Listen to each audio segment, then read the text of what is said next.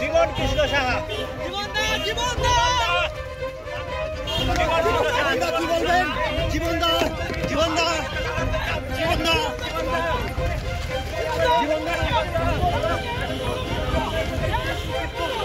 মুর্শিদাবাদের বরনা অঞ্চলের বিধায়ক জীবন কৃষ্ণ সাহার বিরুদ্ধে কেন্দ্রীয় তদন্তকারী সংস্থা ইডির অভিযান অব্যাহত।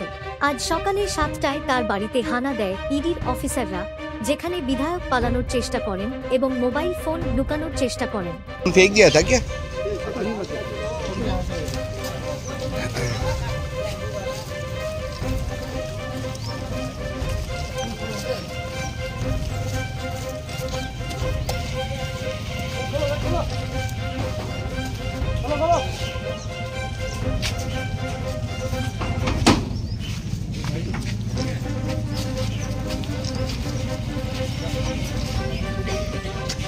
এরপর দুপুর 12টার দিকে ইডি কর্মকর্তারা তাকে গ্রেপ্তার করে নিয়ে যান কলকাতা ব্যাংকশাল কোর্টের উদ্দেশ্যে।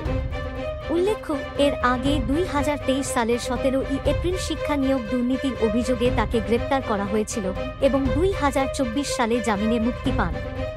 নতুন এই ঘটনায় জানা গেছে, সাহা বাড়ির ছাদ থেকে লাফ দেওয়ার চেষ্টা করেন, কিন্তু কেন্দ্রীয় বাহিনীর সদস্যরা তাকে উদ্ধার করেন।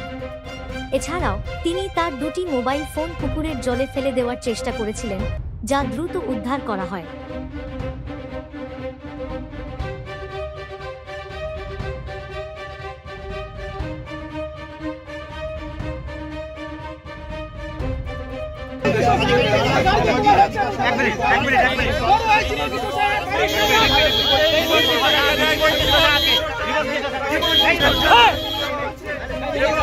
এবং এই মুহূর্তে কিন্তু যদি দেখা যায় যে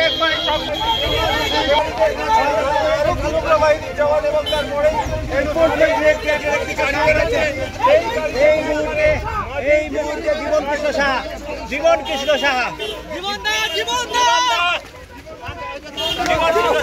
বলবেন? জীবনদা জীবনদা জীবনদা জীবনদা আজকে